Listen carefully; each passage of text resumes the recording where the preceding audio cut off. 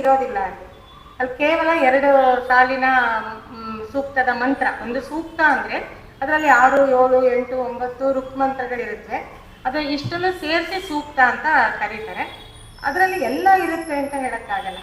ಅದಕ್ಕೆ ವ್ಯಾಖ್ಯಾನಕಾರರು ಮತ್ತೆ ಭಾಷ್ಯ ಬರೆದಿರೋ ಸಾಯಣಾಚಾರ್ಯರು, ಇನ್ನೂ ಒಬ್ರು ಸ್ಕಂದಸ್ವಾಮಿ ಅಂತ ಇದ್ದಾರೆ. ಸ್ಕಂದಸ್ವಾಮಿ ಅನ್ನೋರು ವೇದಕ್ಕೆ ಅವರು ಟೀಕೆ ಭಾಷ್ಯ ಎಲ್ಲಾನು ಬರೆದಿದ್ದಾರೆ. ಅವರು ಅನೇಕ ಐತಿಹಾಸಿಕವಾದ, ಅಂದ್ರೆ ಇತಿಹಾಸ ಅಂದ್ರೆ ನಮ್ಮಲ್ಲಿ ಕಥೆ ಅನ್ನೋ ಅರ್ಥದಲ್ಲೇ ಇತಿಹಾಸ ಹೀಗೆ ಇತ್ತು ಅನ್ನೋದನ್ನ ಹೇಳೋದು, ಅದೆಲ್ಲವನ್ನು ಕೊಡ್ತಾರೆ. ಅದನ್ನೆಲ್ಲ ಇಟ್ಕೊಂಡು ಈ ಕಥೆಗಳನ್ನ ವಿಸ್ತರಿಸೋದಾಗಿದೆ. ವೇದದ ಸೂಕ್ತಗಳಲ್ಲೇ ಎಲ್ಲ ಮಾಹಿತಿ ಸಿಗತ್ತೆ ಅಂತ ಹೇಳಕ್ಕಾಗಲ್ಲ. ಕೆಲವೆಲ್ಲ ಅಲ್ಲಲ್ಲಿ ಸಜೆಸ್ಟ್ ಮಾಡಿ ಬಿಟ್ಟಿರ್ತಾರೆ. ಪದ್ಯ ಅಂದ್ರೆ ಯಾವಾಗಲೂ ಹಾಗೆ ಅಲ್ವಾ, ಗದ್ಯವ ಹಾಗೆ ವಿಸ್ತಾರವಾಗಿರಲ್ಲ, ಅದು ಚಿಕ್ಕದಾಗಿರುತ್ತೆ. ಚಿಕ್ಕದೆಲ್ಲ ವಿಸ್ತರಿಸಿದಾಗ ಅದು ಅನೇಕ ವಿಷಯಗಳು ಅದರಲ್ಲಿ ಹೊರಗೆ ಬರುತ್ತೆ. ವೇದ ಮೊದಲ ಒಂದು ಸಾಹಿತ್ಯ ಆಗಿದ್ರಿಂದ ಅದನ್ನ ಯಾರಾದ್ರೂ ಹೇಳೇ ಗೊತ್ತಾಗ್ಬೇಕು. ಯಾಕಂದ್ರೆ ಅದನ್ನ ಯಾರು ಅವರ ಜನಜೀವನವನ್ನ ಕಂಡೋರು ಯಾರು ಇಲ್ಲ, ಹೀಗಿತ್ತು ಹಾಗಿತ್ತು ಅಂತ ಹೇಳಿ. ಹಾಗಾಗಿ ಅದನ್ನ ಯಾರಾದ್ರೂ ವ್ಯಾಖ್ಯಾನಕಾರರು ಭಾಷ್ಯಕಾರರು ಕೊಟ್ಟರೆ ಉಂಟು. ಆ ಥರ ಆಗಿದೆ. ಆ ರೀತಿಯಾದಂಥ ವಿವರಣೆಗಳನ್ನೆಲ್ಲ ಕೂಡ ಈ ಸಾಯಣ ಭಾಷೆ ಇವಾಗ ಯಾವುದು ನಾನು ಮೊನ್ನೆ ತಂದಿದ್ನೋ ಅದರಲ್ಲಿ ಎಲ್ಲವನ್ನೂ ಅವರು ಅಡಕಗೊಳಿಸಿದ್ದಾರೆ. ಅದನ್ನ ಇಟ್ಕೊಂಡು ಮಾತಾಡ್ತಿರೋದು. ಎಸ್ ಕೆ ರಾಮಚಂದ್ರ ರಾಯರು ಕೂಡ ವೇದದಲ್ಲಿನ ಕಥೆಗಳು ಅಂತ ಹೇಳಿ ಕೆಲವು ಕಥೆಗಳನ್ನ ಬರೆದಿದ್ದಾರೆ. ಅವರು ಅನೇಕ ಸೂಕ್ತಗಳನ್ನ ಅದೆಲ್ಲ ಕೂಡ ಉಲ್ಲೇಖ ಮಾಡ್ತಾರೆ. ಅದೆಲ್ಲ ಓದಿನೇ ನಾನು ಪ್ರಿಪೇರ್ ಮಾಡ್ಕೊಂಡು ಬಂದು ಹೇಳ್ತಾ ಇರೋದು. ಆಮೇಲೆ ಮೂಲವನ್ನು ನೋಡಿ ಅದಕ್ಕೆ ಸ್ವಲ್ಪ ಅದನ್ನ ಅನ್ವಯ ಮಾಡಿಕೊಂಡು ಎಲ್ಲಾದ್ರೂ ವ್ಯತ್ಯಾಸ ಇದ್ರೆ ನೋಡಿ ಅದನ್ನ ನನ್ನ ತಿಳಿವಿನ ಮಿತಿಯಲ್ಲಿ ನಾನು ನಿಮ್ಮ ಹತ್ರ ಅದನ್ನ ಹೇಳ್ತಾ ಇದ್ದೀನಿ. ಇವತ್ತು ನಾವು ಒಂದು ವಿಶೇಷವಾದ ಒಬ್ಬ ಮಂತ್ರ ಋಷಿಕೆ, ಸೂಕ್ತವನ್ನ ಬರೆದಂತಹ ಋಷಿಕೆಯ ವಿಷಯ. ಅವಳ ಹೆಸರು ಅಪಾಲಾತ್ರೇಯಿ ಅಂತ ಹೇಳಿ, ಅಪಾಲೆ ಅಂತ ಕರೀತಾರೆ ಅವಳನ್ನ. ನಮ್ಮ ಋಗ್ವೇದದಲ್ಲಿ ಹಲವಾರು ಹೆಣ್ಣು ಮಕ್ಕಳು ಈ ಋಷಿಕೆಯರಾಗಿದ್ದು. ಋಷಿಕೆಯರು ಅಂತಂದ್ರೆ ಋಷಿಗಳಿಗೆ ಸ್ತ್ರೀಲಿಂಗದ ಒಂದು ರೂಪ ಅಷ್ಟೇನೆ. ಅವರು ಎಲ್ಲಾದ್ರೂ ಮಂತ್ರಗಳನ್ನ ದರ್ಶನ ಮಾಡಿ ಆ ಸೂಕ್ತಗಳನ್ನ ಋಕ್ಮಂತ್ರಗಳನ್ನ ಎಲ್ಲಾನು ರಚನೆ ಮಾಡಿದ್ರು ಅಂತ ಬೇಕಾದಷ್ಟು ಜನ ಇದ್ದಾರೆ. ಅಪಾಲೆ ಇದ್ದಾಳೆ, ವಾಗಂಬ್ರಣಿ ಸೂಕ್ತ ಅಂತ ಹೇಳಿ ಇನ್ನೊಬ್ಳು ವಾಗಂಬ್ರಣಿ ಋಷಿಯ ಮಗಳು ಅಂತ ಹೇಳ್ತಾರೆ, ಅವಳಿದ್ದಾಳೆ. ಹೀಗೆ ಅನೇಕರು ಈ ಋಷಿಕೆಯರು ಈ ಮಂತ್ರಗಳನ್ನ ಮಂತ್ರದ್ರಷ್ಟಾರರಾಗಿರೋದು ಇದೆ. ಅದರಲ್ಲಿ ಇವಳು ಅಪಾಲಾತ್ರೇಯಿ ಅಂತ ಹೇಳಿ, ಇವಳು ಅತ್ರಿಯ ಮಗಳು, ಆತ್ರೇಯಿ ಅಂತ, ಅತ್ರಿ ಮಹರ್ಷಿಗಳ ಮಗಳು. ಅತ್ರಿ ಮಹರ್ಷಿಗಳು ತುಂಬಾ ಪ್ರಸಿದ್ಧರಾದರೆ ನಮ್ಗೆಲ್ಲ ಅದು ಗೊತ್ತಿದೆ. ಈ ಅಲ್ಲ ಇನ್ನೊಬ್ರು ಅತ್ರಿಗಳು, ಅನಸೂಯ ಅತ್ರಿ ಮಗಳು ಅಂತ ಬಂದಿಲ್ಲ, ಅತ್ರಿ ಮಹರ್ಷಿಗಳ ಮಗಳು ಅಂತ ಮಾತ್ರ ಬಂದಿದೆ. ಅನಸೂಯೆಯ ಮಗಳ ಅಥವಾ ಅಲ್ವಾ ಅನ್ನೋದು ಗೊತ್ತಿಲ್ಲ, ಸ್ಪಷ್ಟ ಇಲ್ಲ. ಅತ್ರಿಗಳ ಮಗಳು ಅಷ್ಟಂತೂ ಹೇಳ್ತಾ ಇದ್ದಾರೆ ಇಲ್ಲಿ. ಇದನ್ನ ಇದು ಋಗ್ವೇದದ 8ನೇ ಮಂಡಲ ಇದೆಯಲ್ಲ ಅದರಲ್ಲಿ ಬರುತ್ತೆ. 8ನೇ ಮಂಡಲದಲ್ಲಿ 91ನೆಯ ಸೂಕ್ತ. ಈ 91ನೆಯ ಸೂಕ್ತಕ್ಕೆ ಅವಳನ್ನೇ ಅಪಾಲನೇ ಋಷಿ ಅಂತ ಹೇಳಿದ್ದಾರೆ. ಇಂದ್ರ ದೇವತೆ, ಅಪಾಲ ಋಷಿಕೆ ಅಂದ್ರೆ ಅವಳೇ ಋಷಿ. ಮಂತ್ರ ಒಂದು ಋಕ್ಮಂತ್ರಕ್ಕೆ ಛಂದಸ್ಸು, ಋಷಿ, ದೇವತೆ 3 ಇರಬೇಕು. 3 ಇರೋದನ್ನೇ ಮಂತ್ರ ಅಂತ ಕರೆಯೋದು. ಇದಕ್ಕೆ ಋಷಿ ಅಪಾಲನೆ ಹೇಳ್ತಾರೆ. ಇಂದ್ರ ದೇವತೆ. ಛಂದಸ್ಸು ಅನುಷ್ಠುಪ್ ಛಂದಸ್ಸೇ ಮುಖ್ಯವಾಗಿರೋದು. 1, 2 ಮೊದಲನೇದು ಪಂಕ್ತಿ ಅನ್ನುವಂಥ ಛಂದಸ್ಸಲ್ಲಿ ಇದೆ ಅಂತ ಹೇಳಿ ವಿವರಗಳನ್ನ ಕೊಡ್ತಾರೆ. 91ನೆಯ ಒಂದು ಸೂಕ್ತ. ಆ 91ನೆಯ ಸೂಕ್ತದಲ್ಲಿ ಇದು ಅವಳದ್ದೇ ತಾನೇನೇ ಮಾಡಿರುವಂತಹ ಸೂಕ್ತ ಇದು. ಇದನ್ನ ಅದಕ್ಕೊಂದು ಇತಿಹಾಸ ಇದೆ ಅಂತ ನಾನು ಆಗ್ಲೇ ಹೇಳಿದ್ನಲ್ಲ. ಯಾಸ್ಕರು ಕೂಡ ನಿರುಕ್ತವನ್ನ ಬರೆದಂತ ಯಾಸ್ಕರು ಇದರ ಇತಿಹಾಸ ಅಂದ್ರೆ ಇದಕ್ಕೆ ಹಿನ್ನೆಲೆ ಪೂರ್ವಕಥೆ ಏನು ಅನ್ನೋದನ್ನ ಅವರು ವಿವರವಾಗಿ ಹೇಳಿಕೊಟ್ಟಿದ್ದಾರೆ. ಇನ್ನು ಲಾಟ್ಕಾಯನ ಬ್ರಾಹ್ಮಣ ಅಂತ ಹೇಳ್ಬಿಟ್ಟು ಅದರಲ್ಲಿ ಕೂಡ ಇದರ ವಿವರಗಳೆಲ್ಲ ಬರುತ್ತೆ. ಆ ಬ್ರಾಹ್ಮಣದಲ್ಲೂ ಕೂಡ ವಿಸ್ತಾರ ಆಗಿದೆ ಕಥೆ ಇದು. ಇನ್ನು ಸಹನ ಭಾಷ್ಯದಲ್ಲೇ ಇದೆಲ್ಲ ಉಲ್ಲೇಖ ಇರೋದು. ಕೊಂಚ ಬೇರೆ ಸ್ವಲ್ಪ ಚೇಂಜಸ್ ಜೊತೆ ಬೃಹತ್ ದೇವತೆನಲ್ಲೂ ಇದರ ವಿಷಯ ಬಂದಿದೆ. ಯಾಕಂದ್ರೆ ಇಷ್ಟು ವೇದಕ್ಕೆ ಸಂಬಂಧಿಸಿದಂತ ವೇದದ ನಂತರದ ಸಾಹಿತ್ಯದಲ್ಲಿ, ವೈದಿಕ ಸಾಹಿತ್ಯದಲ್ಲೆಲ್ಲ ಕೂಡ ಅಪಾಲೆಯ ವಿಷಯ ಬೇಕಾದಷ್ಟು ಬಂದಿದೆ. ನೋಡಿ, ಇದು ಲಾಟ್ಯಾಯನ ಅಂತ ಹೇಳ್ತಾರೆ, ಶಾಟ್ಯಾಯನ ಬ್ರಾಹ್ಮಣ ಅಂತ ಕೂಡ ನಾನು ನೋಡಿದಂತ ಮೂಲದಲ್ಲಿ ಇರೋದು. ಎಸ್ ಕೆ ರಾಮಚಂದ್ರಾಯರು ಅದನ್ನ ಲಾಟ್ಕಾಯನ ಬ್ರಾಹ್ಮಣ ಅಂತ ಹೇಳಿದ್ದಾರೆ. ಇಲ್ಲಿ ಶಾಟ್ಯಾಯನ ಅನ್ನೋದನ್ನ ನಾನು ಮೂಲದಲ್ಲಿ ನೋಡಿದ್ದು. ಒಟ್ಟಿನಲ್ಲಿ ಇದರ ಪೂರ್ವೇತಿಹಾಸ ಎಲ್ಲ ಇದರಲ್ಲಿ ಇದೆ ಅಂತ ಹೇಳಿ. ಇದು ನೋಡಿ, ಅತ್ರಿಯ ಮಗಳು ಅಪಾಲೆ ಅಂತ ಹೇಳಿದೆ. ಇವಳು ಚಿಕ್ಕ ವಯಸ್ಸಲ್ಲೇ ತಂದೆ ಇವಳಿಗೆ ವೇದ ವಿದ್ಯೆಯನ್ನೆಲ್ಲ ಚೆನ್ನಾಗಿ ಕಲಿಸಿದ್ರು. ಮೊದಲನೇ ದಿನದಿಂದ ಹೇಳ್ತಾ ಇದ್ದೀನಿ, ಸ್ತ್ರೀ ಶಿಕ್ಷಣ ಅನ್ನೋದು ತುಂಬಾ ಚೆನ್ನಾಗೇ ಇತ್ತು ನಮ್ಮಲ್ಲಿ ಅಂತ ಹೇಳಿ. ಎಲ್ಲಿವರೆಗೆ ಅಂದ್ರೆ ಪಾಣಿನಿಯ ಸೂತ್ರಗಳಿದೆಯಲ್ಲ, ಅಷ್ಟಾಧ್ಯಾಯಿ, ಅದರಲ್ಲೆಲ್ಲಾನು ಬರುತ್ತೆ. ಎಷ್ಟೊಂದು ಜನ ಇವರು ಪಾಠ ಹೇಳ್ಕೊಡುವಂತಹ ಗುರುಗಳು ಸ್ತ್ರೀಯರಾಗಿದ್ರು. ಅವರ ಹತ್ರ ಗಂಡಸರು ಕೂಡ ವೇದಾಧ್ಯಯನ ಮಾಡ್ತಾ ಇದ್ರು ಅಂತ ಎಲ್ಲ ವಿಷಯಗಳು ಪಾಣಿನಿಯ ಸೂತ್ರದಲ್ಲಿ ಬರುತ್ತೆ. ಗುರುವಿನ ಪತ್ನಿ ಬೇರೆ, ತಾನೇ ಸ್ವತಃ ಆಚಾರ್ಯ ಸ್ಥಾನದಲ್ಲಿದ್ದು ಪಾಠವನ್ನ ಹೇಳ್ಕೊಡೋರು ಬೇರೆ. ಅವಳ ಹೆಸರಿಂದಲೇ ಒಂದು ಶಿಷ್ಯ ಪರಂಪರೆಯು ಇದ್ದುದನ್ನ ಪಾಣಿನಿ ಉಲ್ಲೇಖ ಮಾಡ್ತಾನೆ. ಈ ತರ ಆ ಮಟ್ಟದ ಒಂದು ವಿದ್ಯಾಭ್ಯಾಸ ಸ್ತ್ರೀಯರಿಗೆಲ್ಲ ಇತ್ತು ಅನ್ನೋದು ಪಾಣಿನಿಯ ಕಾಲದಿಂದನೂ ಗೊತ್ತಾಗುತ್ತೆ. ಪಾಣಿನಿ ಕಾಲನೂ ವೇದದ ಕಾಲ, ಇವೆಲ್ಲ ಆಮೇಲೆ ವೇದ ಆದ್ಮೇಲೆ ಬಂದಿರೋದು, ಇವೆಲ್ಲ ಹತ್ತತ್ರಕ್ಕೆ ಇರೋವಂಥದ್ದು. ಇದೆಲ್ಲ ವಿಷಯ ಅಲ್ಲಿ ಗೊತ್ತಾಗುತ್ತೆ. ಚೆನ್ನಾಗಿ ಕಲಿಸ್ಕೊಂಡಿದ್ರು. ಇಷ್ಟೇ ಅಲ್ಲದೇನೆ ಅವಳು ತುಂಬಾ ಆಸಕ್ತಿ ವಹಿಸಿ ಚೆನ್ನಾಗಿ ಕಲಿತು ತಾನೇ ಮಂತ್ರಗಳನ್ನ ಕಂಡುಕೊಳ್ಳೋದು ಅಂದ್ರೆ ಒಂದು ಕವನ ಬರಿಬೇಕು ಅಂದ್ರೆ ನಮ್ಮ ಕಲ್ಪನೆ ಮನಸ್ಸಿನಿಂದ ಹುಟ್ಟಬೇಕಲ್ಲ, ಒಂದು ಕಲ್ಪನೆ ಹುಟ್ಟಬೇಕು. ಆಮೇಲೆ ಅದು ಒಂದು ಛಂದಸ್ಸಲ್ಲಿ ಅದು ಅದನ್ನ ಅದ್ರೊಳಗಡೆ ಫಿಟ್ ಮಾಡಿ ಅಳವಡಿಸಿ ಬರಿಬೇಕು. ಆ ತರ ಅಷ್ಟು ಮಟ್ಟಿಗೆ ಅವಳಿಗೆ ಕೌಶಲ ಇತ್ತು, ಪ್ರತಿಭೆ ಇತ್ತು ಅಂತ ಹೇಳ್ತಾರೆ. ಅವಳಿಗೆ ತಾರುಣ್ಯ ಬರುತ್ತೆ. ಅವಳು ಯುವತಿ ಆದಾಗ, ಅಂದ್ರೆ ಮದುವೆಯ ವಯಸ್ಸು ಬಂದಾಗ ತಂದೆ ಅವಳನ್ನ ಒಳ್ಳೆಯ ಯೋಗ್ಯನಾದ ಒಬ್ಬ ವರನಿಗೆ ಮದುವೆನ ಮಾಡ್ಕೊಡ್ತಾನೆ, ಕಳಿಸ್ತಾನೆ. ಇಲ್ಲಿ ನೋಡಿ, ಇವಳಿಗೆ ಪಾಪ ಚರ್ಮ ರೋಗ ಇರುತ್ತೆ. ಇದು ಆಕ್ಚುಲ್ ಆಗಿ ಈ ಅಪಾಲತ್ರಿದ ಈ ಕಥೆ ಬರೋದು, ಆ ಸೂಕ್ತ ಬರೋದೇನೆ ಅವಳ ತನಗೆ ಒದಗಿದಂತಹ ಈ ಚರ್ಮ ರೋಗವನ್ನ ಪರಿಹಾರ ಮಾಡ್ಕೊಳ್ಳೋದಕ್ಕೆ ಇಂದ್ರನನ್ನ ಸ್ತುತಿ ಮಾಡಿದಂತಹ ಸ್ತೋತ್ರ ಇದು. ಜೊತೆಗೆ ಬಹಳ ಸಮಯ ಸ್ಫೂರ್ತಿಯಿಂದ ಮತ್ತೆ ತಂದೆಗೂ ಒಳ್ಳೇದಾಗ್ಬೇಕು, ತಂದೆಯ ಮನೆಗೂ ಒಳ್ಳೇದಾಗ್ಬೇಕು ಅಂತ ಪ್ರೆಸೆನ್ಸ್ ಆಫ್ ಮೈಂಡ್ ಇಟ್ಕೊಂಡು ಇಂದ್ರನ ಹತ್ರ ಏನೆಲ್ಲ ಕೇಳ್ಬೇಕೋ ಅದೆಲ್ಲ ಕೇಳ್ಕೊಂಡವಳು ತನ್ನ ಸ್ವಂತದ ತೊಂದರೆಯನ್ನು ಕೂಡ ನಿವಾರಿಸ್ಕೊಂಡು ತನ್ನ ಬದುಕನ್ನು ಸರಿ ಮಾಡ್ಕೊಳ್ತಾನೆ. ಇದು ಅಪಾಲೆಯ ಕಥೆಯಲ್ಲಿ ಇರುವಂತ ಮುಖ್ಯವಾದ ಒಂದು ಸಾರ. ಅದು ಅವಳಿಗೆ ಎರಡು ತರ ಒಂದಿರುತ್ತೆ. ಒಂದು ತೊನ್ನು ಅಂತ ಹೇಳಿ ಸಾಯನ ಭಾಷೆ ಇರುವಂತ ವೇದದಲ್ಲಿ ಹೇಳ್ತಾರೆ. ಇನ್ನೂ ಒಂದು ಅವಳಿಗೆ ಒಂದು ತೊಂದರೆ ಇರುತ್ತೆ, ಅದು ಗುಹ್ಯ ರೋಗ.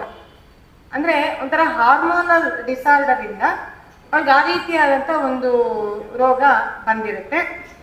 ಇದರಿಂದಾಗಿ ಕುಷ್ಠ ಅಲ್ಲ, ಗುಹ್ಯ ರೋಗ ಅಂದ್ರೆ ಒಂಥರ ಹೇಳ್ಕೊಳಕ್ಕಾಗದೇ ಇರೋವಂತಹ ಸ್ತ್ರೀಯರ ಇದಕ್ಕೆ ಸಂಬಂಧಿಸಿದಂತಹ ರೋಗ. ಅದು ಸ್ತ್ರೀ ಜನನಾಂಗದಲ್ಲಿ ಬರುವಂತಹ ಆ ರೋಗ ಒಂದು ಬಂದಿರುತ್ತೆ ಅವಳು. ಇದನ್ನ ಆದ್ಮೇಲೆ ಗಂಡ ಮನೆಗೆ ಕಳಿಸ್ಬಿಡ್ತಾನೆ, ಅವಳು ಇಟ್ಕೊಳ್ಳೋದಿಲ್ಲ, ಮನೆಗೆ ಕಳಿಸ್ತಾನೆ. ಬರ್ತಾಳೆ ಮನೆಗೆ. ತಂದೆ ಮಾತ್ರ ಬಹಳ ಪ್ರೀತಿಯಿಂದನೇ ಮಗಳನ್ನ ನೋಡ್ಕೊಳ್ತಾರೆ. ಏನ್ ಮಾಡೋದು, ಬಂದು ಹೆತ್ತ ಮಕ್ಕಳು, ನಾವೇನು ಎಂದು ತಳ್ಳೋದಿಕ್ಕಾಗಲ್ಲ. ಹಾಗಾಗಿ ಅವ್ರ ಪ್ರೀತಿಯಿಂದನೇ ನೋಡ್ಕೊಳ್ತಾ ಇದ್ದಾರೆ. ನೋಡ್ಕೊಳ್ತಾ ಇದ್ದಾಗ ಅಪಾಲೆ ಕೂಡ ಅವಳು ಅಲ್ಲೇ ಇರ್ತಾಳೆ.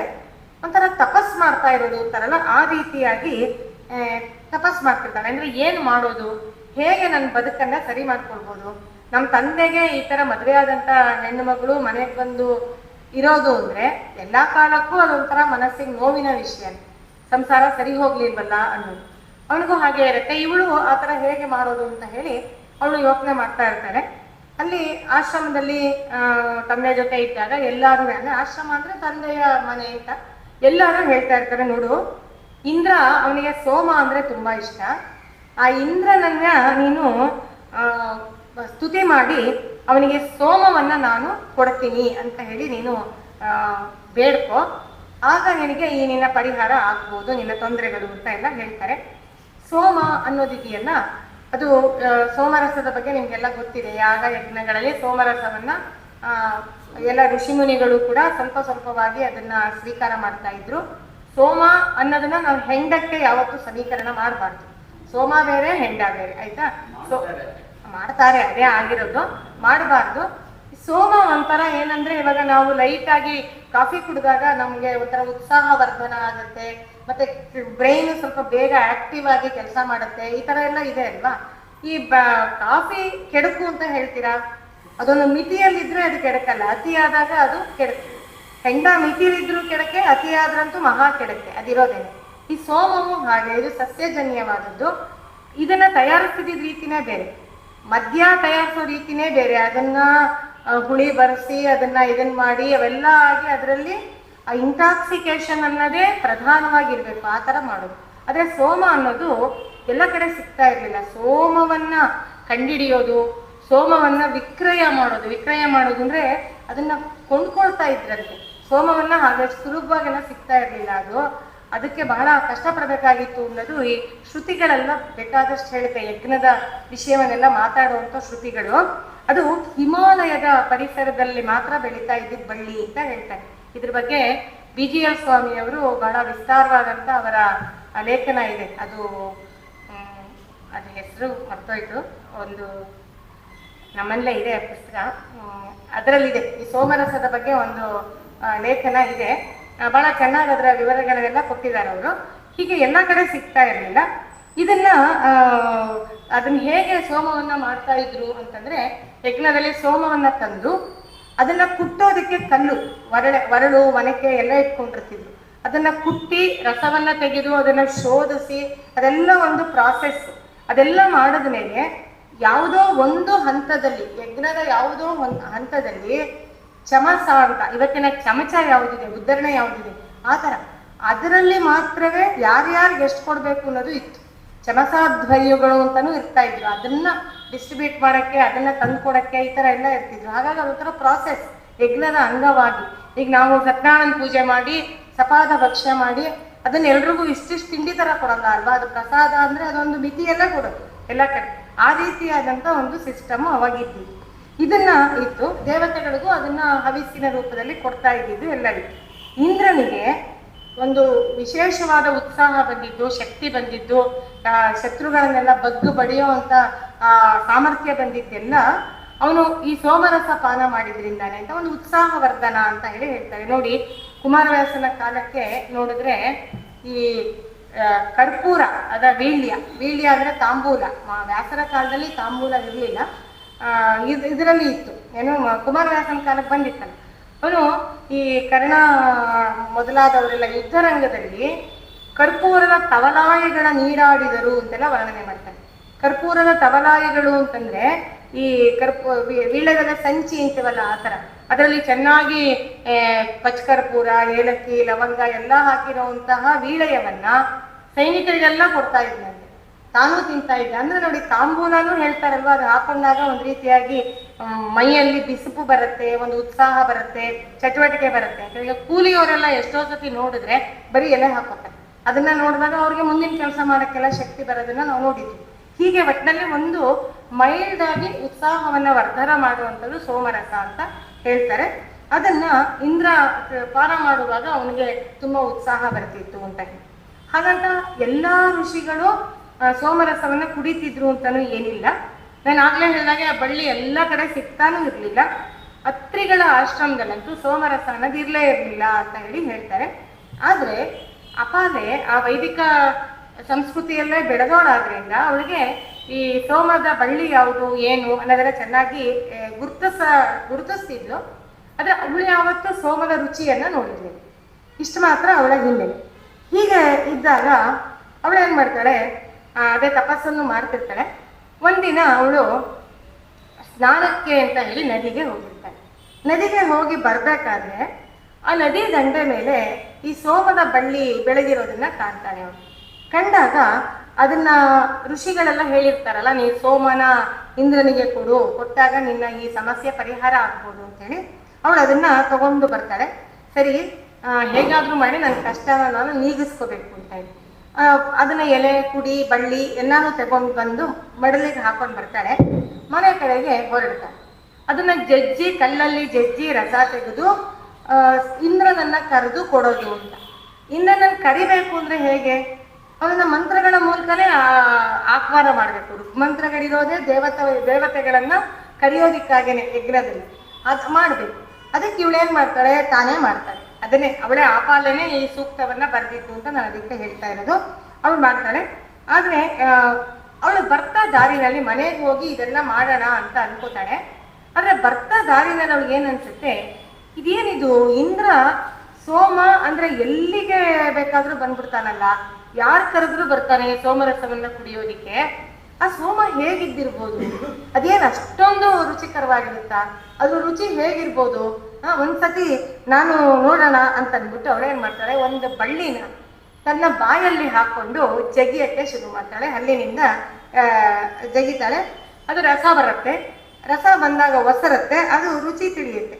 ಅದು ನೋಡಿ, ಇದು ಇಂದ್ರನಿಗೆ ಸೋಮ ಅಂದ್ರೆ ಎಷ್ಟು ಪ್ರೀತಿ ಅನ್ನೋದಕ್ಕೆ ಇದಿರೋದು. ಈ ತರ ಎಲ್ಲ ಹೇಳೋದವನು. ಇವಳು ಹಲ್ಲಲ್ಲಿ ಕಚ ಕಚ ಅಂತ ಅದನ್ನ ಜಗಿತಾ ಇರ್ಬೇಕಾದ್ರೇನೆ ಇಂದ್ರನಿಗೆ ಕಲ್ಲಿನಿಂದ ಸೋಮವನ್ನ ಜಜ್ಜಿದಾಗ ಬರೋ ಸದ್ದು ಬಂತಂತ.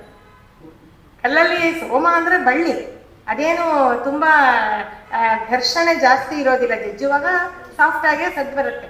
ಬಂದು ಅವನು ಬಂದೇ ಬಿಟ್ನಂತ, ಯಾರೋ ಸೋಮರಸವನ್ನ ತಯಾರು ಮಾಡ್ತಾ ಇದ್ದಾರೆ, ನಾನು ಹೋಗ್ತೀನಲ್ಲಿಗೆ ಅಂತ ಹೇಳಿ ಅವನು ಬಂದು ಅವನ ರಥದಲ್ಲಿ ಬರ್ತಾನೆ. ರಥವನ್ನ ನಿಲ್ಲಿಸ್ತಾನೆ, ನೋಡ್ತಾನೆ ಅಲ್ಲಿ ಸುತ್ತಮುತ್ತ. ಅಲ್ಲಿ ಅಪಾಲ ಒಬ್ಬಳನ್ನ ಬಿಟ್ರೆ ಬೇರೆ ಯಾರು ಇರೋದಿಲ್ಲ. ಯಾರು ಇಲ್ವಲ್ಲ, ಕಾಣಲಿಲ್ಲ. ಆದ್ರೆ ಅವನಿಗೆ ಈ ಸೋಮದ ಇದು ವಾಸನೆ ಅಂತೀವಲ್ಲ, ಆ ತರ ಇದು ನಡೀತಾ ಇದೆ, ಯಾರೋ ಸೋಮನ ಇದನ್ನ ಮಾಡ್ತಿದ್ದಾರೆ ಅಂತ ಗೊತ್ತಾಗ್ತಿದೆ ಅವನಿಗೆ. ಆಮೇಲೆ ಅಲ್ಲೇ ಹತ್ರ ಇರೋಂಥ ಅಪಾಲೆ ಹತ್ರ ಬಂದ್ಬಿಟ್ಟು ಅಪಾಲೆ ಹತ್ರ ಬಂದು ಕೇಳ್ತಾನೆ, ಅಮ್ಮ ಇಲ್ಲಿ ಯಾರೋ ಸೋಮರಸನ ಜಜ್ಜಿ ತೆಗಿತಾ ಇರೋದು ನನ್ನ ಕಿವಿಗೆ ಬೀಳ್ತಾ ಇದೆ, ಯಾರು ನಿಂಗೆಲ್ಲಾರ ಗೊತ್ತಾ, ನೋಡಿದೀಯಾ ಇಲ್ಲೆಲ್ಲಾರುವೆ ಅಂತ ಹೇಳಿ ಕೇಳ್ತಾನೆ ಅವನ್ನ. ಆಗ ಅವನ ಆತರ ಕಾತರ ಎಲ್ಲ ನೋಡ್ಬಿಟ್ಟು ಆಮೇಲೆ ಅಷ್ಟು ಉತ್ಸಾಹದಿಂದ ಸೋಮದ ಬಗ್ಗೆ ವಿಚಾರಿಸ್ತಿದ್ದಾನೆ ಅಂತಂದ್ರೆ ಇವ್ನು ಯಾರೋ ಚೆನ್ನಾಗಿ ಗೊತ್ತಿರೋ ಪಾರ್ಟಿನೇ ಅಂತ ಇವಳಿಗೆ ಅನಿಸುತ್ತೆ. ಆಮೇಲೆ ಇವ್ನು ಇಂದ್ರನೇ ಇರ್ಬೇಕು ಅಂತಾನು ಅವಳಿಗೊಂದು ಅನುಮಾನ ಬರುತ್ತೆ, ಊಹೆ. ಅದನ್ನ ಅವನು ಮಹಾ ಜಾಣೆ ತಾನೆ, ಬುದ್ಧಿವಂತೆ ತಾನೆ, ಹಾಗಾಗಿ ಅವ್ಳು ಊಹೆನೂ ಬರುತ್ತೆ. ಆದ್ರೂ ಕೂಡ ಅದನ್ನ ಸಂದೇಹನ ತೋರಿಸ್ಕೊಡಲ್ಲ. ನೀ ಇಂದ್ರನಾ ಅಂತ ಕೇಳೋದಿಕ್ ಹೋಗಲ್ಲ. ಅಪ್ಪ ನಾನಿಲ್ಲಿ ಯಾರೂ ಸೋಮನ ಕಲ್ಲಿಂದ ಜಜಿತಾ ಇಲ್ಲ, ರಸ ತೆಗಿತಾ ಇಲ್ಲ, ನಾವು ಅದನ್ನ ಅಗಿತಾ ಬಂದೆ ಈ ತರ ನದಿಯಿಂದ ಬರುವಾಗ. ಅದು ನನ್ನ ಹಲ್ಲುಗಳಿಂದ ಜಗಿತಾ ಇರೋ ಸದ್ದು ನಿನಗೆ ಕೇಳಿದೆ ನೋಡು, ನನ್ನ ಮಡಲಲ್ಲಿ ಅಂದ್ರೆ ಸೆರಗಲ್ಲಿ ನಾನು ಈ ಸೋಮರಸನೆಲ್ಲ ಕಟ್ಕೊಂಡಿದ್ದೀನಿ ನೋಡು ಅಂತ ತೋರಿಸ್ತಾನೆ. ಹಾಗೋ ಸರಿ ಆಯ್ತು, ಹಾಗಾದ್ರೆ ಯಾರು ಯಾಗ ಯಜ್ಞ ಏನು ಮಾಡ್ತಿಲ್ಲ, ಹಾಗಾಗಿ ನನಗೆ ಸೋಮ ಏನು ಸಿಗೋ ಅವಕಾಶ ಇಲ್ಲ ಅನ್ಕೊಂಡು ಅವನು ರಥ ಹತ್ತಿಬಿಟ್ಟು ಹೊರಟೋಗ್ತಾನೆ. ಅಪಾಲಾಗ ಎಲ್ಲಾರು ಹೇಳಿದ್ದೇನು, ಇಂದ್ರನನ್ನ ನೀನು ಪ್ರಾರ್ಥನೆ ಮಾಡ್ಕೋ, ಅವನು ಸೋಮರಸ ಪ್ರೀತಿ ಅವನಿಗೆ ಜಾಸ್ತಿ, ಅವನಿಗೆ ಸೋಮವನ್ನ ಕೊಟ್ಟು ಒಲಿಸ್ಕೊಂಡು ನಿನ್ನ ಸಮಸ್ಯೆಯನ್ನ ಪರಿಹಾರ ಮಾಡ್ಕೋ ಅಂತ ಹೇಳಿದ್ದ. ಆಗ ಅವಳು ಏನ್ ಮಾಡ್ತಾಳೆ, ನಿಂತ್ಕೊಳ್ಳಿ ಅಂತ ಹೇಳಿ ಜೋರಾಗಿ ಕರೀತಾಳೆ. ನಿಂತ್ಕೊಂಡ್ಮೇಲೆ ನೀವು ಯಾರು ಅಂತ ನನಗೆ ಗೊತ್ತಿಲ್ಲ, ನೋಡಿದ್ರೆ ನಿಮ್ಮ ಆಕಾರ, ನೀವು ಮಾತಾಡ್ತಿರೋ ರೀತಿ, ಇದೆಲ್ಲ ನೋಡಿದ್ರೆ, ನೀವು ಕೇಳ್ತಿರೋ ಪ್ರಶ್ನೆ ಇದೆಲ್ಲ ನೋಡಿದ್ರೆ ನೀವು ದೇವತೆಗಳ ಒಡೆಯನಾದಂಥ ಇಂದ್ರನೇ ಇರಬೇಕು ಅಂತ ನನಗೆ ಅನ್ನಿಸ್ತಾ ಇದೆ. ನಮ್ಮ ಮನೆಗೆ ಬನ್ನಿ, ಸೋಮನ ನಾನು ಕಲ್ಲಿಂದ ಜಜ್ಜಿ ನಿಮಗೆ ಸೋಮಪಾನವನ್ನ ನಾನು ಮಾಡಿಸ್ತೀನಿ. ಇದ್ರ ಜೊತೆಗೆ ಕುರಿಟ್ಟಿನ ಉಂಡೆ, ಕಡುಬು ಇದೆಲ್ಲ ಕೂಡ ಮಾಡ್ಕೊಡ್ತೀನಿ, ಬನ್ನಿ ಅಂತ ಕರೀತಾರೆ. ನಮಗೆ ಕೆಲಸ ಆಗ್ಬೇಕು ಅಂದ್ರೆ ಉಪಚಾರ ಮಾಡ್ಬೇಕಾಗತ್ತಲ್ವಾ, ಅದು ಪಾಪ ಅವಳಿಗೆ ಬದುಕೆ ಕೆಟ್ಟು ಹೋಗಿದೆ, ಬಾಳು ಗೆಟ್ಟು ಅವಳು ಮನೆಗೆ ಬಂದಿದ್ದಾಳೆ. ಇವಾಗ ಅವಳಿಗೆಲ್ಲ ಆಗ್ಬೇಕು, ಜೊತೆಗೆ ಬೇರೆ ಸಮಸ್ಯೆನೂ ಇದೆ, ಅದು ಮುಂದೆ ಹೇಳ್ತೀನಿ, ಎಲ್ಲ ಕೊಡ್ತೀನಿ ಅಂತ. ಅವಳ ಸರಳ ಸ್ವಭಾವ ಮತ್ತೆ ಎಷ್ಟೊಂದು ಮುಕ್ತವಾಗಿ ಯಾವ ಸಂಕೋಚನದಿಂದ ಮಾತಾಡಿದ್ದು, ಮತ್ತೆ ಸೋಮ ಬಹಳ ಅಪರೂಪವಾದ್ದು ಅಂತ ಹೇಳಿದೆ. ಅಂಥದ್ದನ್ನ ನಾನು ಮಾಡ್ಕೊಡ್ತೀನಿ ಬನ್ನಿ ಅಂತ ಹೇಳಿ ಕರಿತಾ ಇದ್ದಾನೆ. ಇದೆಲ್ಲ ಇದೆ. ಇನ್ನು ಇಂದ್ರನಿಗೆ ನ್ಯಾಚುರಲಿ ಆ ಸೋಮದ ಬಗ್ಗೆ ಆಸೆ ಇದ್ದಿದ್ರಿಂದ ಅವನು, ಅಮ್ಮ ನೀನು ಅನ್ಕೊಂಡಿದ್ದು ಸರಿನೇನೆ, ನಾನು ಇಂದ್ರನೇ ಹೌದು, ನಡಿ ನಿನ್ ಮನೆಗೆ ಬರ್ತೀನಿ ಅಂತ ಹೇಳಿ ಅವಳು ಕರ್ಕೊಂಡು ಬರ್ತಾನೆ. ಸರಿ, ಇವನು ಇಂದ್ರನೇ ನನಗೆ ಸಿಕ್ಕ, ಇನ್ನು ನನ್ನ ಬಯಕೆ ಕೈಗೂಡ್ತು, ನನ್ನ ಬದುಕು ಸರಿಯಾಗ್ಬೋದು ಅಂತ ಹೇಳಿ ಅವಳಿಗೆ ತುಂಬಾ ಸಂತೋಷ ಆಗುತ್ತೆ. ಅವಳು ಇಂದ್ರ ಜೊತೆ ಮಾತಾಡ್ತಿರೋ ಅಷ್ಟೊತ್ತು ಬಾಯಲ್ಲಿ ಆ ಬಳ್ಳಿನ ಇಟ್ಕೊಂಡು ಜಗಿತಾನೇ ಇದ್ಲು. ಅದು ತುಂಬಾ ರಸ, ಬಹಳ ಸಕ್ಯುಲೆಂಟ್ ಪ್ಲಾಂಟ್ಸ್ ಅಂತೀವಲ್ಲ ಆ ತರ ಇರ್ಬೇಕದು. ತುಂಬಾ ಅದು ಇದಾಗತ್ತೆ, ಏನು ರಸ ಒಂಚೂರು ಚೆನ್ನಾಗಿ ಸುರಿಯುತ್ತೆ ಬೇಗ. ಅದನ್ನ ಸೋಮರಸ ಈಚೆಗೆ ಬರ್ತಾನೆ ಇತ್ತು. ಅವಳೇನ್ ಮಾಡ್ತಾಳೆ, ಇದೊಂದು ಸ್ವಲ್ಪ ವಿಚಿತ್ರ ಅನ್ಸುತ್ತೆ. ಈ ತರ ಯಾಕೆ ನಡೀತಾ ಇತ್ತು ಅಂದ್ರೆ, ಯಾರಿಗೆ ಯಾತ್ರ ಬಗ್ಗೆ ತುಂಬಾ ಆಸೆ ಇರುತ್ತೋ ಅವ್ರು ಯಾವ ಮಡಿ ಮೈಗೇನು ನೋಡಲ್ಲ ಅನ್ಸುತ್ತೆ, ಮಾಡ್ಬಿಡ್ತಾರೆ ಅಂತ ಅನ್ಸುತ್ತೆ. ನೋಡಿ, ಇಲ್ಲಿ ಇಂದ್ರನು ಹಾಗೆ ಮಾಡಿದ್ದು. ಇದು ಹೀಗೆ ಇದೆ. ಇದು ಯಾಕಿದೆ ಅಂತ ನನಗೆ ವಿವರಣೆ ಹೇಳಕ್ ಗೊತ್ತಿಲ್ಲ, ಇರೋದನ್ನ ನಿಮ್ಮ ಹತ್ರ ಹೇಳ್ತಾ ಇದ್ದೀನಿ. ನಿನಗೆ ಸೋಮರಸ ಅಂದ್ರೆ ಅಷ್ಟೊಂದು ಪ್ರೀತಿ ಅಲ್ವಾ, ಮನೆಗೆ ಹೋಗುವವರೆಗೂ ಕಾಯ್ಬೇಕಾ? ಕಾಯೋಗೋದಿಲ್ಲ. ಇವಾಗ ನಾನು ಕಲ್ಲಲ್ಲಿ ಜಜ್ಜೋ ಬದಲು ಹಲ್ಲಲ್ಲೇ ಜಜ್ಜಿದ್ದೀನಿ, ಇಷ್ಟೊಂದು ರಸ ಬೇಕಾದಷ್ಟಿದೆ, ಇದನ್ನೇ ನೀನು ರುಚಿ ನೋಡು ಅಂತ ಹೇಳ್ತಾರೆ. ಇಂದ್ರ ಅವನಿಗೆ ಎಷ್ಟು ಅದ್ರ ಮೇಲೆ ಪ್ರೀತಿ ಅಂದ್ರೆ, ನಾವು ಹಾಗೆ ನಮ್ಗೇನಾದ್ರು ತುಂಬಾ ಆಸೆ ಆದ್ರೆ ಕಾಫಿನ ಇನ್ನೊಬ್ರು ಕುಡಿದಿದ್ರು ಪರವಾಗಿಲ್ಲ, ಕೊಡಿ ಪರವಾಗಿಲ್ಲ ಅಂತ ಕುಡಿಯೋದು ಉಂಟಲ್ವಾ, ಆ ರೀತಿಯಿಂದ ಬೇಕಾದ್ರೆ ನಾವು ಇವತ್ತಿನ ಇದಕ್ಕೆ ಸಮೀಕರಣ ಮಾಡ್ಕೊಂಡು ಅನ್ಕೊಳ್ಳೋಣ. ಬಟ್ ನಾನು ಹಾಗೆ ಮಾಡ್ದೆ ಅಂದ್ರೆ ಇಬ್ರಿಗೂ ಆತರ ಇತ್ತು, ಅದನ್ನು ಕೂಡ ನಾವು ಗಮನಿಸ್ಬೇಕು. ಆಪಾಲೆಗೂ ಎಷ್ಟು ಬೇಗ ಸಾಧ್ಯನೋ ಅಷ್ಟು ಬೇಗ ಇಂದ್ರನನ್ನ ಒಲಿಸ್ಕೊಂಡು ತನ್ನ ಸಮಸ್ಯೆಯನ್ನ ಪರಿಹಾರ ಮಾಡ್ಕೊಳ್ಬೇಕು ಅನ್ನೋ ಆತರ ಅವಳಿಗೂ ಇತ್ತು. ಇಂದ್ರನಿಗೆ ಸೋಮವನ್ನ ಪಾನ ಮಾಡ್ಬಿಡ್ಬೇಕು ಅನ್ನೋ ಆತರ ಅವಳಿಗೂ ಇತ್ತು. ಇಬ್ರಿಗೂ ಹಾಗಿದ್ದಾಗ ಹೇಗೂ ಈಕ್ವೇಶನ್ ಸೆಟ್ ಆಗ್ಬಿಡುತ್ತೆ. ನಾವು ಅದನ್ನ ನಮ್ಮ ಕಣ್ಣಿನಿಂದ, ನಮ್ಮ ಮಡಿ ಮೈಗೆ ಎಂಗಿಲು ಈ ದೃಷ್ಟಿಯಿಂದ ನೋಡೋದಿಕ್ಕೆ ಬರೋದಿಲ್ಲ. ಇದನ್ನ ಹೀಗೆ ಇದನ್ನ ಮಾಡೋದು. ಎಷ್ಟೋ ಕುಡದ ಇದನ್ನೇ ಶಬರಿಯ ಇದನ್ನೇ ತಿಂದ ರಾಮ ಅಂತೆಲ್ಲ ನಾವು ಒಪ್ಕೊಂಡಿಲ್ವಾ ಇವಾಗ, ಆ ರೀತಿಯಾಗಿ ಇಲ್ಲಿ ಕೂಡ ಆಗತ್ತೆ ಅಂತ ಅನ್ಕೊಳ್ಳೋಣ. ಏನ್ ಮಾಡ್ತಾನೆ, ಹಾಗಾಗಿ ಅವಳು ಹಾಗೇನೆ ಕೊಡ್ತಾಳೆ. ಅದಾದ್ಮೇಲೆ ಮನೆಗೂ ಕರ್ಕೊಂಡು ಹೋಗ್ತಾಳೆ. ಮನೆಗೆ ಕರ್ಕೊಂಡು ಹೋಗ್ಬಿಟ್ಟು ಕಲ್ಲಿನಿಂದ ಜಜ್ಜಿ ಹೇಗೆ ವಿದ್ಯುಕ್ತವಾಗಿ ಯಾವ ರೀತಿಯಾಗಿ ಸೋಮವನ್ನ ತಯಾರಿಸ್ಬೇಕೋ ಹಾಗೆ ತಯಾರಿಸಿ ಅವನಿಗೆ ಕೊಡ್ತಾಳೆ. ಜೊತೆಗೆ ತಿಂಡಿ ತೀರ್ಥ ಎಲ್ಲವನ್ನು ಕೊಡ್ತಾಳೆ. ಅದೇ ಕಡುಬು, ಆಪೂಪ ಇದೆಲ್ಲವನ್ನು ಕೊಡ್ತಾರೆ. ಆಪೂಪಗಳನ್ನೇ ಹೆಚ್ಚು ವೈದಿಕ ಸಾಹಿತ್ಯದಲ್ಲಿ ಹೇಳೋದು. ಮತ್ತೆ ಪುರೋಡಾಶ ಅಂತ ಅದು ಒಂದು ಹೇಳ್ತಾರೆ. ಆಮೇಲೆ ಪುರೋಡಾಶ ಅಂದ್ರೆ ಈ ಹುರಿದ ಹಿಟ್ಟಿನಿಂದ ಮಾಡೋದು. ಅದನ್ನ ಇವತ್ತು ನೀವು ಉಪಕರ್ಮ ಮಾಡುವಾಗ ಸತ್ತಗ ಹಿಟ್ಟು ಅಂತ ಹೇಳ್ಬಿಟ್ಟು ಅದನ್ನ ಹುರಿದ ಹಿಟ್ಟು ಎಲ್ಲ ಸೇರ್ಸೆ ಮಾಡೋದಲ್ವಾ, ಅದೆಲ್ಲ ವೈದಿಕ ಪರಂಪರೆನಲ್ಲಿ ಹಾಗೆ ಬಂದಿರೋದು. ಬೇರೆ ಬೇರೆ ರೀತಿಯಲ್ಲಿ ಉಳ್ಕೊಂಡು ಬಂದಿದೆ ಅಷ್ಟೇನೆ. ಇವೆಲ್ಲಾನು ಮಾಡಿ ನೈವೇದ್ಯ ಮಾಡೋದು, ಕೊಡೋದು ಇದೆಲ್ಲ ನಾವು ಅಲ್ಲಿ ಕಾಣ್ತೀವಿ. ಅದೆಲ್ಲವನ್ನು ಇವಳು ಮಾಡಿ ಕೊಡ್ತಾಳೆ. ಅವಳ ಆತಿಥ್ಯ, ಅವಳ ಪ್ರೀತಿ, ಅವಳ ಸರಳತೆ, ಅವಳಿಗಿರೋ ಅಂತಹ ಒಂದು ಕಾತರತೆ ಇದೆಲ್ಲವನ್ನು ನೋಡಿ ಇವನಿಗೀಗ ಸೋಮನು ಕುಡಿದಿದ್ದಾನೆ. ಮೊದಲೇ ಇಂದ್ರ ಶಾಸ್ತ್ರದ ದೇವತೆ, ಬಲಶಾಲಿ. ಈಗಂತೂ ಇದರ ಒಂದು ಕಿಕ್ ಬೇರೆ ಅವನಿಗೆ ಸ್ವಲ್ಪ ಬಂದಿದೆ, ಒಂದು ಉತ್ಸಾಹ ಜಾಸ್ತಿ ಆಗಿದೆ. ಈಗ ಕೇಳ್ತಾನೆ, ಅಮ್ಮ ನಿನ್ನ ಪ್ರೀತಿಗೆ ನಾನು ಏನು ಕೊಡಲಿ? ನೀನು ಅಲ್ಲಿಂದ ನಾನು ಬಂದು ನೀನು ಏನು ತೋರಿಸ್ತಾ ಇರ್ಬೋದಾಗಿತ್ತು, ಸೋಮ ನೋಡು ನನ್ನ ಹತ್ರ ಇದೆ ಅಂತ ತೋರಿಸ್ತಾ ಇರ್ಬೋದಾಗಿತ್ತು, ನೀನು ಕಳಿಸ್ಬಿಡ್ಬೋದಾಗಿತ್ತು ನಾನು ಹಾಗೇನೇನೆ. ಅಲ್ಲಿ ಯಾವುದು ಯಾಗ ಯಜ್ಞ ಏನೂ ಇರಲಿಲ್ಲ, ಅಲ್ಲಿ ಏನು ಯಾರು ಕಲ್ಲಿಂದ ಜಜ್ಜತಾನೂ ಇರಲಿಲ್ಲ. ಆದರೆ ನಿನ್ನ ಪ್ರೀತಿ ದುಡ್ದು ನೀನು ಇದರ ಮಾಡಿದೀಯಲ್ಲ, ಏನು ಕೊಡ್ಲಿ? ಜೊತೆಗೆ ಈ ಪ್ರೀತಿಯಿಂದ ನೀ ಕೊಟ್ಟಿರೋ ಸೋಮ ಇಷ್ಟು ದಿನ ಯಾರ್ಯಾರೆಲ್ಲ ಯಜ್ಞದಲ್ಲಿ ನನ್ನನ್ನು ಕರೆದು ಕೊಟ್ಟಿದ್ರಲ್ಲ ಅದಕ್ಕಿಂತ 10 ಪಟ್ಟು ರುಚಿಯಾಗಿದೆ. ಪ್ರೀತಿ ಬೆರೆತಾಗ ಅದೆಲ್ಲ ಇರುತ್ತಲ್ವ, ಅದೆಲ್ಲ ರುಚಿಯಾಗಿದೆ. ನಿನ್ಗೆ ಏನಿದೆ ಬಯಕೆ ಹೇಳು, ನಾನು ಅದನ್ನ ಪೂರೈಸ್ತೀನಿ ಅಂತ ಹೇಳಿ ಇಂದ್ರ ಹೇಳ್ತಾನೆ. ಆಗ ಈ ಅಪಾಲೆ ಪಾಪ ಹೆಣ್ಣು, ಅವಳಿಗೆ ಇರೋಂತಹ ತೊಂದರೆ ನಾನು ಆಗ್ಲೇ ಹೇಳಿದ್ನಲ್ಲ, ಅವಳಿಗೆ ಒಂದು ಚರ್ಮ ರೋಗ, ಎರಡನೇದು ಗುಹ್ಯವಾದ ಒಂದು ರೋಗ, ಗುಪ್ತಾಂಗದಲ್ಲಿ ಬಂದಿರುವಂತಹ ಒಂದು ಹಾರ್ಮೋನಲ್ ಡಿಸಾರ್ಡರ್, ಅದರಿಂದ ಆಗಿರುವಂತಹ ಒಂದು ರೋಗ. ಇದನ್ನ ಇಂದ್ರನ ಹತ್ರ ಹೇಳ್ಕೊಡೋದು ಹೇಗೆ? ವೈದ್ಯರ ಹತ್ರ ಮುಚ್ಚಿಡಬಾರ್ದು ಅನ್ನೋದು ಬೇರೆ ವಿಷಯ, ಆದ್ರೆ ಇಂಥವ್ರಿಗೂ ಒಂದು ಸಂಕೋಚ ಅನ್ನೋದು ಆಗತ್ತಲ್ವಾ. ಆಗ ಅವಳು ಏನು ಮಾತಾಡದೆ ಸುಮ್ಮನೆ ನಿಂತ್ಕೋತಾಳೆ ಒಂದ್ ಸ್ವಲ್ಪ ಹೊತ್ತು. ಮತ್ತೆ ಇಂದ್ರನೇ ಬಲವಂತ ಮಾಡ್ತಾನೆ, ಇಲ್ಲಮ್ಮ ನೀನು ಹೇಳು, ನಿನಗೇನ್ ಬೇಕು, ಏನ್ ಸಮಸ್ಯೆ ಹೇಳು, ನಾನು ತುಂಬಾ ತೃಪ್ತನಾಗಿದ್ದೀನಿ ನಿನ್ನ ಆತಿಥ್ಯದಿಂದ, ಉಪಚಾರದಿಂದ ಎಲ್ಲಾನೇ. ನಿನ್ನ ಕಷ್ಟನ ಪರಿಹಾರ ಮಾಡ್ತೀನಿ, ಹೇಳು, ಏನು ಸಂಕೋಚ ಪಟ್ಕೋಬೇಡ, ನನಗೆ ಆ ಶಕ್ತಿ ಇದೆ, ನಿನ್ಗೆ ಏನ್ ಸಮಸ್ಯೆ ಇದ್ರು ಮಾಡುವಂಥದ್ದು. ಕೇಳ್ಬಿಟ್ಟು ಸಿಗದೆ ಹೋದೀತು, ಆಗದೆ ಹೋದೀತು ಅಂತ ಹೇಳು, ನೀನು ನಿರಾಶೆ ಪಟ್ಕೋಬೇಡ, ಹೇಳು ಅಂತ ಹೇಳಿ ತುಂಬಾ ಪ್ರೀತಿಯಿಂದ ಕೇಳ್ತಾನೆ. ಆಗ ಅವಳೇ ಹೇಳ್ತಾಳೆ, ಅಪ್ಪಾಲೆ ನನಗೆ 3 ಬಯಕೆಗಳಿವೆ, ಈ 3ನ್ನ ನೀನು ನೆರವೇರಿಸ್ಕೊಡ್ಬೇಕು ಅಂತ ಹೇಳಿ ಕೇಳ್ತಾಳೆ. ಆಯ್ತು ಹೇಳು, ನಾನು 3ನ್ನು ನಿನಗೆ ತೀರಿಸ್ಕೊಡ್ತೀನಿ, ಹೇಳು ಅಂತ ಹೇಳ್ತಾನೆ. ಆಗ ಅವ್ನು ಹೇಳ್ತಾಳೆ, ನೋಡು ಅಪ್ಪಾಲೆ ನೆಲ ನೋಡ್ತಾ ಸ್ವಲ್ಪ ಸಂಕೋಚದಿಂದ ಹೇಳ್ತಾಳೆ, ನನ್ನ ಗಂಡ ನನ್ನನ್ನು ಮನೆಯಿಂದ ಓಡಿಸ್ಬಿಟ್ಟಿದ್ದಾನೆ, ಇದೇ ಕಾರಣಕ್ಕಾಗಿ ನನ್ನ ತಂದೆ ಮನೆಗೇನೋ ನಾನು ಬಂದಿದ್ದೀನಿ. ನಮ್ಮ ತಂದೆಗೆ ಸಂಸಾರ ನಂದು ಸರಿ ಹೋಗ್ಲಿಲ್ವಲ್ಲ, ಹೆಣ್ಮಗಳದು ಅನ್ನೋಂಥ ಕೊರಗಂತೂ ತುಂಬ ಕಾಡ್ತಾನೆ ಇದೆ. ಈ ಕೊರಗಿನಿಂದಲೇ ನಮ್ಮ ತಂದೆ ಕೂದಲೆಲ್ಲ ಉದುರೋಗಿ ಅವ್ರ ಬಕ್ಕತಲೆ ಆಗ್ಬಿಟ್ಟಿದೆ, ತಲೆಯೆಲ್ಲ ಬೋರ್ಡ್ ಆಗ್ಬಿಟ್ಟಿದೆ ಅಂತ. ನೋಡಿ, ಇವತ್ತಿಗೂ ಚಿಂತೆ ಜಾಸ್ತಿ ಆದ್ರೆ ಕೂದಲು ಉದುರುತ್ತೆ ಅಂತ ಡಾಕ್ಟರ್ಸು ಹೇಳ್ತಾರಲ್ವ. ಕೂದಲೆಲ್ಲ ತುಂಬಾ ಉದುರ್ತಾ ಇದೆ ಅಂತಂದ್ರೆ ಏನಾದ್ರು ಯೋಚನೆ ಮಾಡ್ತಾ ಇದ್ದೀರಾ? ಸಿಕ್ಕಾಪಟ್ಟೆ ಹಚ್ಕೊಂಡಿದ್ದೀರಾ ಅಂತ ಮೊದಲು ಪ್ರಶ್ನೆ ಕೇಳೋದು. ಆಮೇಲೆ ನ್ಯೂಟ್ರಿಷನ್ ಇಲ್ವಾ, ಅದಿಲ್ವಾ, ಇದಿಲ್ವಾ, ನೆಕ್ಸ್ಟ್ ಕ್ವಶನ್. ತಂದೆಗೆ ಚಿಂತೆ ಆದಾಗ ಅವನಿಗೆ ಬತ್ತಲೆ ಆಗಿತ್ತೋ ಬಿಟ್ಟಿತ್ತೋ, ಆದ್ರೆ ಅಪಾಲೆಯ ಕಾಳಜಿ ನೋಡಿ. ನಮ್ಮ ಅಪ್ಪನಿಗೆ ಆ ಚಿಂತೆ ಆಗಿದೆ, ಚಿಂತೆಯಿಂದ ಅವನ ತಲೆ ಕೂದಲೆಲ್ಲ ಉದುರೋಗಿ ಪೂರ್ತಿಯಾಗಿ ಬತ್ತಲೆ ಆಗ್ಬಿಟ್ಟಿದೆ. ಅವನ ತಲೆ ಮೇಲೆ ಕೂದಲು ಬೆಳೆಯೋ ಹಾಗಾಗ್ಲಿ, ಇದು ನನ್ನ ಮೊದಲ ಬಯಕೆ ಅಂತ ನೋಡಿ. ಈ ಕೇಳಿ ಅದರಲ್ಲೂ ಏನು ಎಷ್ಟು ಚೆನ್ನಾಗಿರೋ ಅಂತ ಟ್ರಿಕ್ ಇದೆ ಅಂದ್ರೆ, ಅವನಿಗೆ ಕೂದಲು ಬೆಳಿಬೇಕು ಅಂದ್ರೆ ಚಿಂತೆ ಹೋಗ್ಬೇಕು ಅಂದ್ರೆ ಇವಳು ಗಂಡನ ಮನೆಗೆ ಹೋಗ್ಬೇಕು, ಇವಳು ಗಂಡನ ಮನೆಗೆ ಹೋಗ್ಬೇಕು ಅಂದ್ರೆ ಇವಳ ಸಮಸ್ಯೆ ಸರಿ ಹೋಗ್ಬೇಕು ಅಲ್ವಾ.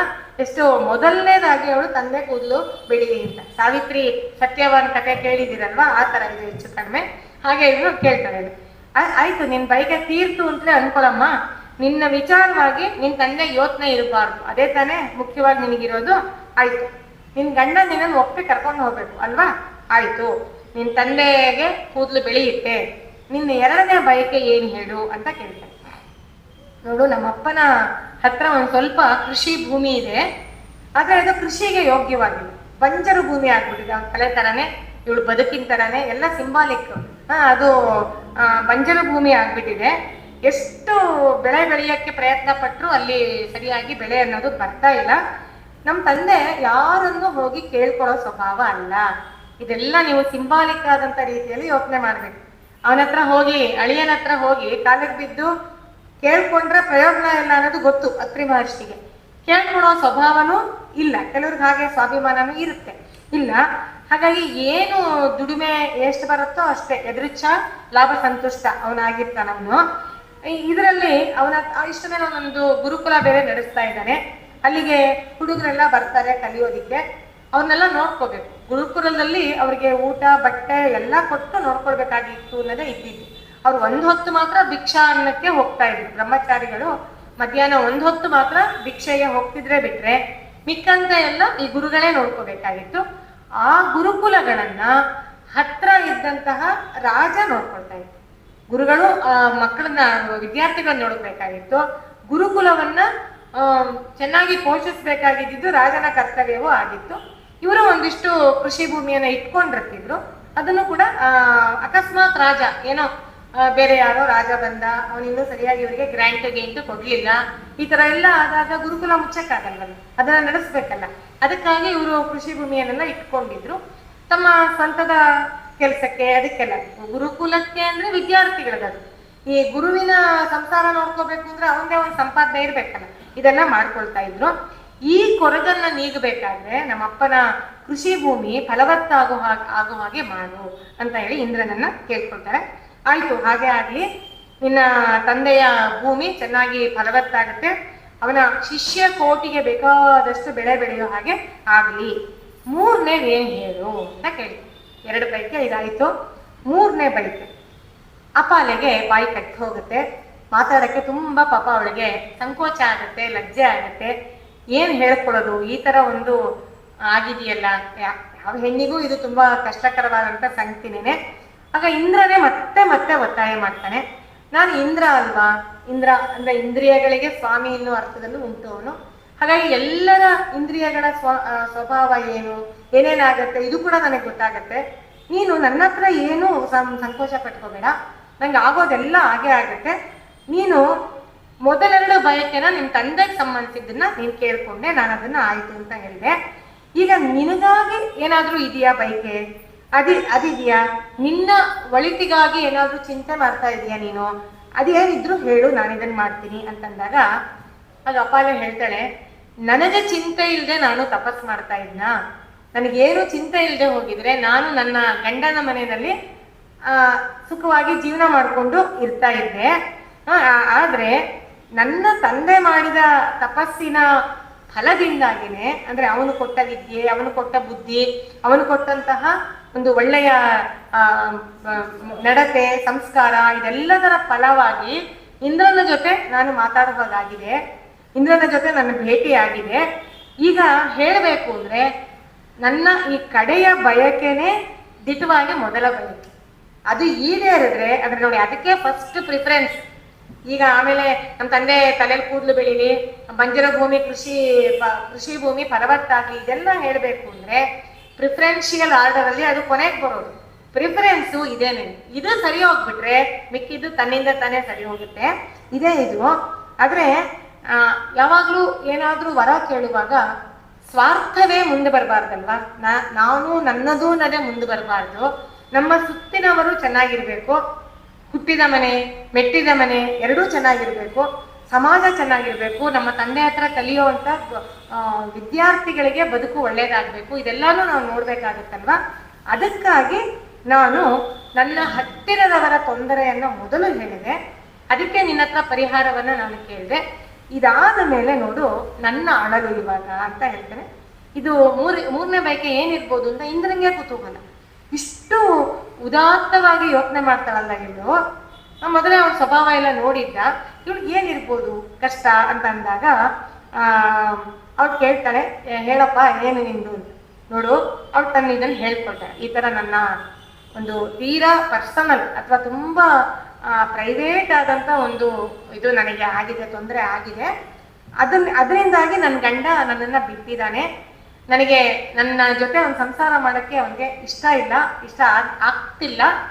ಇದರಿಂದಾಗಿ ನನಗೆ ಮಕ್ಕಳು ಆಗ್ತಾ ಇಲ್ಲ, ಮಕ್ಕಳಾಗೋಕೆ ಅವಕಾಶ ಇಲ್ಲ. ಮಕ್ಕಳಾಗೋವರೆಗೂ, ಸಂತಾನ ಆಗೋವರೆಗೂ ಪಿತೃಋಣ ತೀರೋದಿಲ್ಲ. ನಮ್ಮ ತಂದೆಯ ವಂಶಕ್ಕೂ ಅದರಿಂದ ಉದ್ಧಾರ ಇಲ್ಲ. ಇದೆಲ್ಲ ಇರೋದ್ರಿಂದ ನನಗೆ ಈ ಚರ್ಮ ರೋಗವನ್ನ ನೀನು ಪರಿಹರಿಸಿಕೊಡು. ನನಗಿರೋ ಅಂತಹ ಗುಪ್ತವಾದ ಈ ತೊಂದರೆಯನ್ನ ನೀನು ಪರಿಹರಿಸಿಕೊಡು. ಅಷ್ಟು ಮಾಡಿಬಿಟ್ರೆ ನನ್ನ ಭಾಗ್ಯಕ್ಕೆ ಇನ್ನು ಬೇರೆ ಇನ್ನೇನು ಬೇಕೇ ಇಲ್ಲ ಅಂತ ಹೇಳಿದಾಗ, ಆಯ್ತು ಈ ಬಯಕೆಯನ್ನು ತೀರಿಸ್ತೀನಿ, ಆದ್ರೆ ಅದಕ್ಕೆ ಸ್ವಲ್ಪ ನೀನು ಪ್ರಯತ್ನ ಪಡಬೇಕು ಅಂತ ಹೇಳ್ತಾನೆ. ಮಿಕ್ಕಿದೆರಡು ಅವನೇ ಮಾಡ್ದ, ಇದಕ್ಕೆ ನೀನು ಪ್ರಯತ್ನ ಪಡಬೇಕು ಅಂತ. ಏನು ಅಂತ ಅಂದಾಗ ಅವಳಿಗೆ ಇದು ಹೇಳ್ತಾರೆ. ಇದು ಯಾವ ತರ ಸಿಂಬಾಲಿಕ್ ಅನ್ನೋದು ಗೊತ್ತಿಲ್ಲ, ಇರೋ ಹೇಳ್ತೀನಿ. ಅವನು ರಥ ತಂದಿರ್ತಾನಲ್ಲ, ರಥಕ್ಕೆ ನೊಗ ಕಟ್ಟಿರ್ತಾರೆ. ಅದಕ್ಕೆ ಮೂಕಿ ಅಂತಾನು ಕರೀತಾರೆ ಅದನ್ನ. ರಥದ ಚಕ್ರ ಇರುತ್ತೆ. ಈ ಮೂರಲ್ಲೂ ನಿಮ್ಗೆ ಸಂಧಿಗಳಿರುತ್ತೆ. ಅಂದ್ರೆ ಏನ್ ಹೇಳ್ತೀವ, ಪ್ರವೇಶ ನುಗ್ಗೋದಿಕ್ಕೆ ಅವಕಾಶ ಇರುತ್ತೆ. ಹೋಲ್ಸ್ ಅಂತೀವಲ್ಲ, ಆ ತರ ಇರುತ್ತೆ.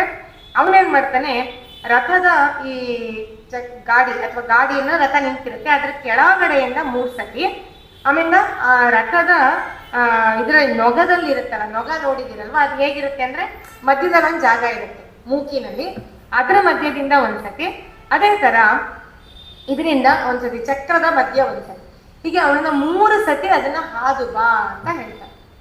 3 ಸತಿ ನೀ ಹಾದು ಬಂದಾಗ ಅವಳ ಒಂದು ಚರ್ಮವೇ ಪೂರ್ತಿಯಾಗಿ, ಅವಳ ಚರ್ಮವೇ ಬೇರೆ ಬೇರೆ ತರ ಆಗತ್ತಂತೆ. ಇದು ಕೂಡ ಸ್ಕಂದಸ್ವಾಮಿಯ ವಿವರಣೆದಲ್ಲಿ ಬರುತ್ತೆ.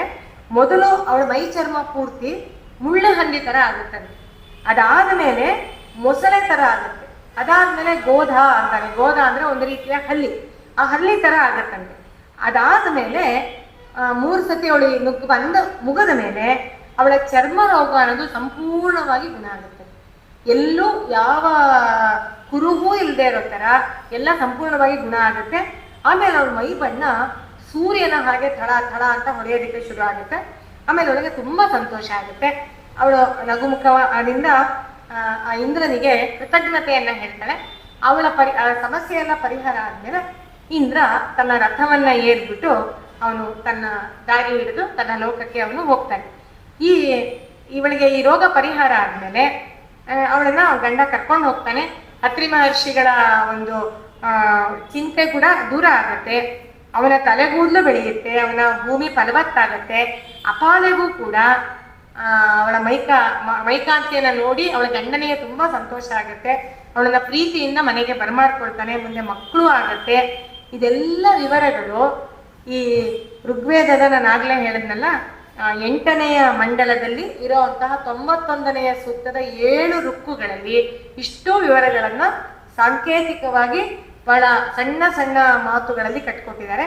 ಅದಕ್ಕೆ ವಿವರಣೆಯನ್ನ ಭಾಷ್ಯಕಾರರೆಲ್ಲ, ವ್ಯಾಖ್ಯಾನಕಾರರೆಲ್ಲ ಬೇಕಾದಷ್ಟು ಬರೆದಿದ್ದಾರೆ, ಪೂರ್ವ ಇತಿಹಾಸವನ್ನು ಬರೆದಿದ್ದಾರೆ. ಇದು ಅಪಾನೆಯ ಕಥೆ. ಇದು ನೋಡಿ, ಈ ತರ ಒಂದು ಸಮಸ್ಯೆ ಅಪಾನೆ ಮಾತ್ರ ಅಲ್ಲ, ಈ ಕಾಲದಲ್ಲೂ ಎಷ್ಟೋ ಜನಕ್ಕೆ ಬರ್ಬೋದು. ಅಂದ್ರೆ ನೋಡಿ, ಎಲ್ಲ ಈ ವೇದ ಅನ್ನೋದು ಇವತ್ತಿಗೂ ಕಾಂಟೆಂಪ್ರರಿ. ಈ ರಥದ ಮೂಕಿನಲ್ಲಿ ನುಗ್ಗದ ಅದೆಲ್ಲ ಬಿಡಿ, ಅದು ಆ ಕಾಲಕ್ಕಿದ್ದಂತ ಚಿಕಿತ್ಸೆ. ಇವತ್ತಿಗೆ ಬೇರೆ ತರ ಏನೋ ಇರ್ಬೋದು.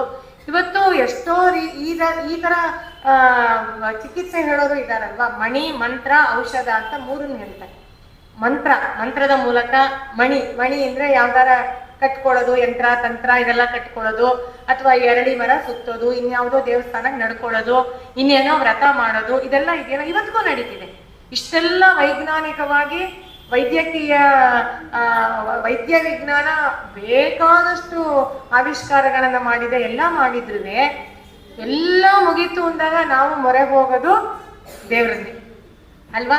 ಅಥವಾ ಅದು ಮಾಡ್ತಿರ್ತೀವಿ, ಇದು ಮಾಡ್ತಿರ್ತೀವಿ, ಔಷಧಿನೂ ತಗೊಳ್ತಾ ಇರ್ತೀವಿ, ಇದನ್ನು ಮಾಡ್ತಾ ಇರ್ತೀವಿ, ಇನ್ಯಾರೋ ಜ್ಯೋತಿಷಗಳ ಹತ್ರ ಹೋಗಿ ಗ್ರಹಗತಿನೂ ಕೇಳ್ತಾ ಇರ್ತೀವಿ, ಶಾಂತಿನೂ ಮಾಡಿಸ್ತಾ ಇರ್ತೀವಿ, ಎಲ್ಲವನ್ನೂ ಏಕಕಾಲದಲ್ಲಿ ಮಾಡ್ತಾ ಇರ್ತೀವಿ. ಹಾಗೆ ಒಂದೊಂದು ಯುಗಕ್ಕೆ ಅಥವಾ ಒಂದೊಂದು ಕಾಲಕ್ಕೆ ಒಂದೊಂದು ರೀತಿಯಾದಂತಹ ವಿಧಿ ವಿಧಾನಗಳು ಇರ್ತಾ ಇತ್ತು. ಇದು ಹಾಗೆ ಇಂದ್ರ ತನಗೆ ಅವನ ರೀತಿಯಲ್ಲಿ ಅವನು ಮಾಡ್ದ. ಒಟ್ಟಿನಲ್ಲಿ ಅಪಾಲಯ ಸಮಸ್ಯೆ ಪರಿಹಾರ ಆಯಿತು. ಇದು ಅಪಾರಾತ್ರೇಯಿ ಅನ್ನುವಂತಹ ಋಷಿಕೆಯ ಕಥೆ.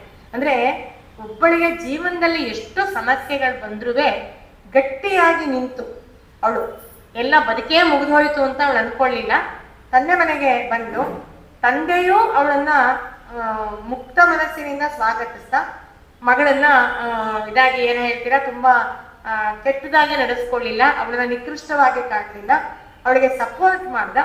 ಅದಾದ ಮೇಲೆ ಅವಳಿಗೆ ಸಮಾಜದ ಒತ್ತಾಸ ಸಿಕ್ತು, ಈ ಅನುಗ್ರಹವೂ ಆಯಿತು. ಅವಳ ವಿದ್ಯೆಯ ಬಲದಿಂದ, ತನ್ನ ಗಟ್ಟಿತನದಿಂದ, ಮಾನಸಿಕ ಸ್ಥೈರ್ಯತೆಯಿಂದ ಎಲ್ಲ ತಂದೆ ಮನೆಗೆ, ತನಗೆ, ತನ್ನ ಬದುಕಿಗೆ ಎಲ್ಲದಕ್ಕೂ ಒಂದು ಒಳ್ಳೆಯ ಪರಿಹಾರವನ್ನ ಕಂಡುಕೊಂಡ ಒಂದು ಪಾಸಿಟಿವ್ ನೋಟ್ ಅಂತೀವಲ್ಲ, ಅದಿರೋಂಥ ಒಂದು ಕಥೆ ಇದು. ಇದು ಇವತ್ತಿನ ಎಷ್ಟೋ SSLC ಫೇಲ್ ಆದ್ರೆ, PUC ಫೇಲ್ ಆದ್ರೆ ಜೀವವನ್ನೇ ಕಳ್ಕೊಳ್ತೀವಿ ಅನ್ನೋ ಹೋಗೋ ಎಷ್ಟೋ ಇದನ್ನ ನೋಡಿದಾಗ ಇಂತಹ ಬದುಕಿನ ಸಂಕಷ್ಟಗಳನ್ನು ಎದುರಿಸಿ ನಿಂತ ದಿಟ್ಟೆಯಾದ ಒಬ್ಬ ನಾರಿ ಮಣಿ ಇವಳು ಅಂತ ಬೇಕಾದ್ರೆ ಧಾರಾಳವಾಗೂ ಹೇಳ್ಬೋದು. ಅವಳ ಸೂಕ್ತವನ್ನ ದಾಖಲಿಸಿದೆ ನಮ್ಮ ಋಗ್ವೇದದಲ್ಲಿ. ಆ ಸೂಕ್ತ ಇವತ್ತಿಗೂ ಕೂಡ ಅವಳ ಕಥೆಯನ್ನ ಹೇಳ್ತಾ ಅಲ್ಲಿ ಇರೋದನ್ನ ನಾವು ನೋಡ್ಬೋದು. ಇನ್ನು